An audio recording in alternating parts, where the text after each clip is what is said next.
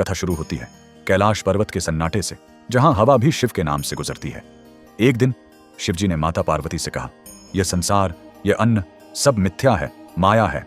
यह सुनते ही पार्वती का चेहरा शांत से अग्नि रूप में बदल गया, क्योंकि वह स्वयं अन्नपूर्णा है, जीवन की पोषक। शिव के शब्दों ने उनके हृदय में तूफान खड़ा कर दिया और क्रोध में उन्होंने अपनी संपूर्ण शक्ति संसार से वापस खींच ली। और उसी क्षण धरती पर प्रलय उतर आया।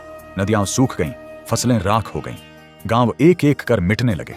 बच्चों की भूख की चीखें कैलाश तक पहुंची, यहां तक कि शिव के अपने गण भोजन के लिए तड़पने लगे। तब शिव को साक्षात्कार हुआ, नहीं, अन्न माया नहीं, अन्न ही जीवन है और जीवन माता की कृपा से चलता है। भक्तों की पीड़ा देखकर शिव स्वयं भिक्षुक बने, हाथ में कपाल, पैरों में धूल और आंखों में करुणा लेकर पृथ्वी पर उतरे। लेकिन जहां भी गए खालीपन, सूखा, निराशा। उनका कपाल अभी भी खाली था। उसी समय उन्हें आभास हुआ, काशी नगरी में उनकी शक्ति अन्नपूर्णा रूप में प्रकट हुई है। वहां एक रसोई जल रही थी, जिसकी सुगंध में जीवन लौटाने की शक्ति थी। शिव भिक्षुक रूप में काशी पहुंचे और वहां दरवाजे पर खड़ी थी देवी अन्नपूर्णा, हाथ में स्वर्ण पात्र, कलछी और चेहरे पर मातृत्व की दिव्य चमक।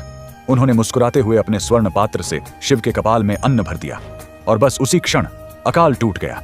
धरती पर जीवन वापस आ गया, नदियां बहने लगीं, खेत हरे हो गए, भूख मिट गई। यह कथा मिथक नहीं, याद दिलाती है कि अन्न ही सबसे बड़ा दान है। आज भी काशी विश्वनाथ के निकट देवी अन्नपूर्णा उसी मुद्रा में विराजमान है, स्वर्ण पात्र से सृष्टि को भोजन देते हुए। अगर यह कथा आपके मन को छू गई, कमेंट में लिखें। जय माता अन्नपूर्णा। शैडो इंडियन टीवी, रहस्यों की धरती से इतिहास की गहराइयों तक।